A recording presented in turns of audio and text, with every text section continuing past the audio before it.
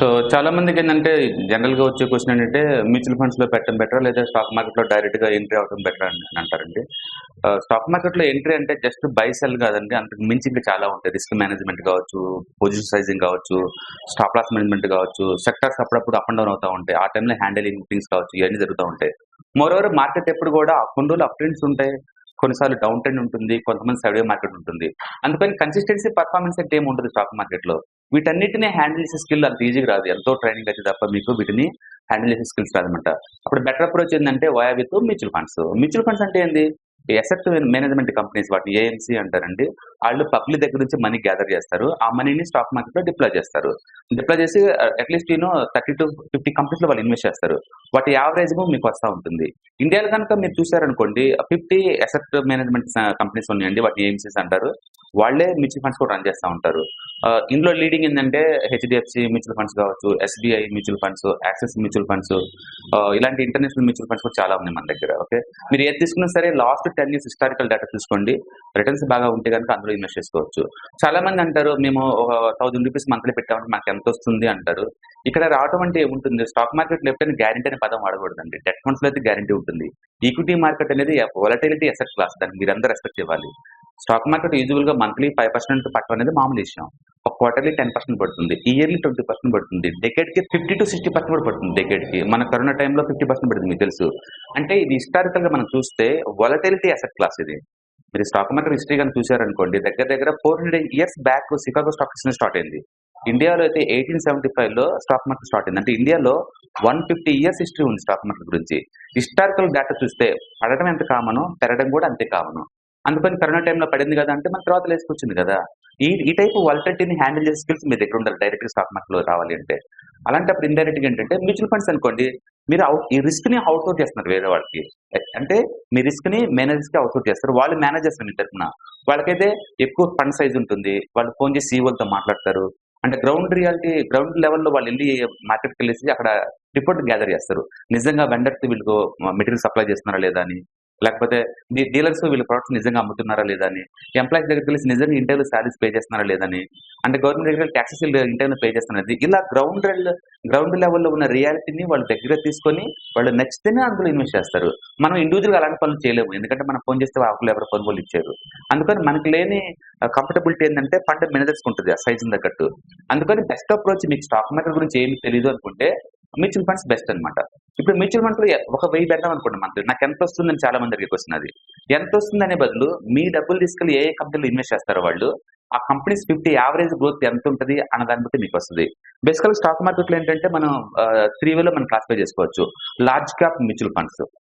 అంటే వాళ్ళ అచ్చం టాప్ 100 కంపెనీస్‌లో మాత్రం ఇన్వెస్ట్ చేస్తా ఉంటారు. టాప్ 100 అంటే ఏంటి? ఇండియాలో ఉన్న బిగ్ కంపెనీస్. లైక్ టీసీఎస్ కావచ్చు, విప్రో కావచ్చు, రిలయన్స్ కావచ్చు, ఏషియన్ పెయింట్స్ కావచ్చు. ఇలాంటి big companies.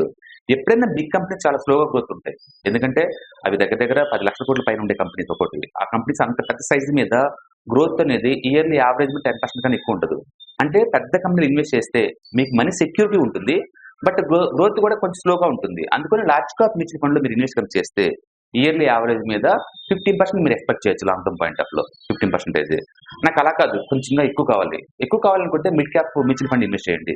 Mid cap mutual fund అంటే ఆ టాప్ 100 వదిలేయంగా మిగిలిపోయిన 150 కంపెనీస్‌ని మిడిల్ మార్కెట్ క్యాపిటలైజేషన్ అంటారు. వాటిని మిడ్ క్యాప్ అంటారు. మిడ్ క్యాప్‌లో ఇన్వెస్ట్ చేసే మ్యూచువల్ ఫండ్‌లో గనుక మీరు ఇన్వెస్ట్ చేస్తే ఇయర్‌లీ యావరేజ్ మీద 15-20% వచ్చే ఛాన్స్ ఉంటుంది. లేదు ఇంకా నేను అగ్రెసివ్‌గా ఉన్నాను. నాకు ఎక్కువ మనీ కావాలి. రిస్క్ తీసుకోవడం ఇష్టం నాకు. అలాంటన్నప్పుడు స్మాల్ క్యాప్ ఇన్వెస్ట్ చేస్తే స్మాల్ క్యాప్ మ్యూచువల్ ఫండ్‌లో ఇన్వెస్ట్ చేయండి. అక్కడేందంటే ఇండియాలో 3500 కంపెనీస్‌లో జస్ట్ 250 కంపెనీస్ మాత్రమే large cap and mid cap. Remaining మొత్తం అంటే 95% కంపెనీస్ మొత్తం కూడా స్మాల్ క్యాప్సే ఉన్నాయి. అందులో రిస్క్ ఎక్కువ, రివార్డ్ కూడా చాలా ఎక్కువ. అలాంటప్పుడు ఇన్వెస్ట్ చేశారనుకోండి లాంగ్ టర్మ్‌లో మీకు ఎక్కువ రిటర్న్స్ వస్తాయి. బట్ షార్ట్ టర్మ్‌లో too much up and down అవుతాయి. అందుకని మీరు ఎప్పుడైనా 20% పర్ యానం అన్నామనుకోండి స్ట్రెయిట్‌గా ఎవ్రీ ఇయర్ రాదండి. మార్కెట్‌లో వాలటిలిటీని బట్టేసి ఒక్కో సంవత్సరం 30-40% వస్తుంది. ఒక్కో సంవత్సరం -20-30 కూడా వెళ్ళిపోతుంది. బట్ యావరేజ్‌గా మాత్రం మీకు ఆ అమౌంట్ మీకు వస్తా ఉంటుందన్నమాట.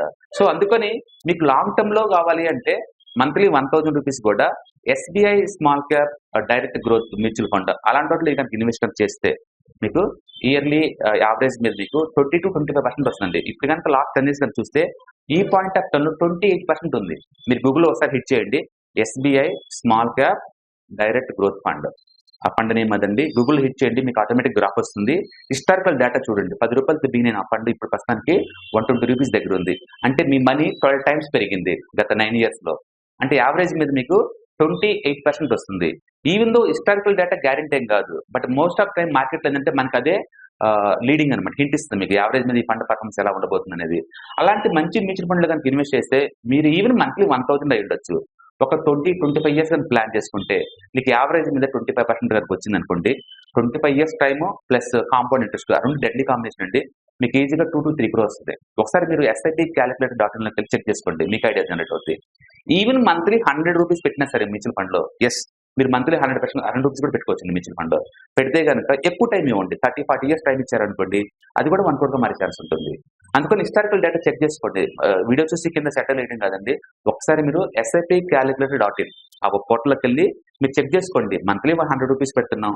30-40 ఇయర్స్ టైం పెడుతున్నాం. అంటే కాంపౌండ్ ఇంట్రెస్ట్ యావరేజ్ మీద 20-25 పెట్టండి. మీకు ఆటోమేటిక్‌గా వచ్చేస్తది. అలాగే SBI small cap direct growth mutual fund అని గూగుల్ హిట్ చేయండి. చార్ట్ వస్తుంది. హిస్టారికల్ డేటా చెక్ చేసుకోండి. మీకు క్లారిటీ ఉంటుంది. ఇయర్లీ యావరేజ్ మీకు ఎంత వస్తుందనేది. సో మ్యూచువల్ ఫండ్స్ అనేది best way to make the money.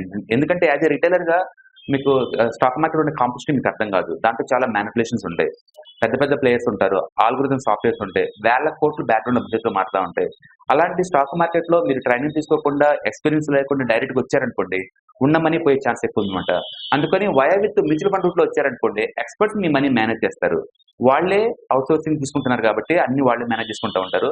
మీకు యావరేజ్ రిటర్న్స్ 20-25% వచ్చింది. మీరు చేయాల్సింది ఒకటే అండి. మార్కెట్ పడుతున్నా సరే, మీకు ముందే కమిట్మెంట్ ఇచ్చినట్టు ఎవ్రీ మంత్ 1000 పెట్టుకుంటూ పోతూనే ఉండండి అంతే. ఎంత పడ్డా సరే పెట్టుకుంటూ పోతూనే ఉండండి. ఎందుకంటే రిలయన్స్ లాంటి కంపెనీ జీరో అవ్వండి ఎప్పటికి. వాలటిలిటీ అయితే ఉండొచ్చు కానీ ఎప్పటికీ జీరో అవ్వనమాట. అందుకని ఫైనాన్షియల్ ప్లానింగ్ అంటే నథింగ్ బట్ ప్లానింగ్ అంటే. మీరు రిచ్ అవ్వాలంటే ప్లానింగ్ ఉండాలా, కమిట్మెంట్ ఉండాలా, ఫోకసింగ్ ఉండాలా. అందుకని మంత్లీ 1000 ఈ వీడియో చూసి ఎవరైనా సరే మంత్లీ 1000 కనుక మీరు కమిట్మెంట్ ఇస్తే మీరు ₹1,00,00,000 ఈజీగా రిటైర్మెంట్ అవ్వచ్చు. అది చాలా ఈజీ కూడా. Anybody can manage. ఇవాళ రేపట్లో ఆన్‌లైన్‌లో మ్యూచువల్ ఫండ్ అకౌంట్ ఓపెన్ చేసుకోవచ్చు. మీరు బై చేసుకోవచ్చు. లేదా మాకు కాల్ చేసిన మ్యూచువల్ ఫండ్ గురించి మేము ఫ్రీగా ట్రైనింగ్ ఇస్తాం. ఆ ఇయర్‌లో మేము చార్జ్ చేయం కూడా. Okay. Let do the democratize. నాలెడ్జ్‌ని డెమోక్రైజ్ చేయండి. అందులో సీక్రెట్‌గా ఉంచాల్సిన అవసరం ఏం లేదు. ఓకే.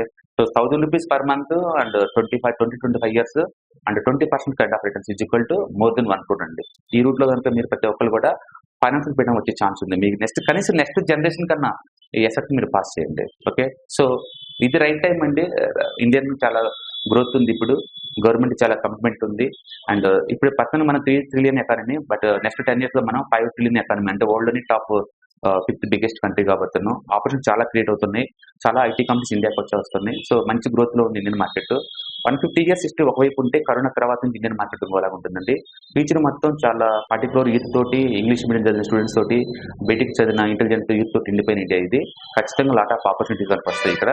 మీ మనీకి డెఫినెట్‌గా గ్రోత్ అవుతుంది. ఓకే. All the best.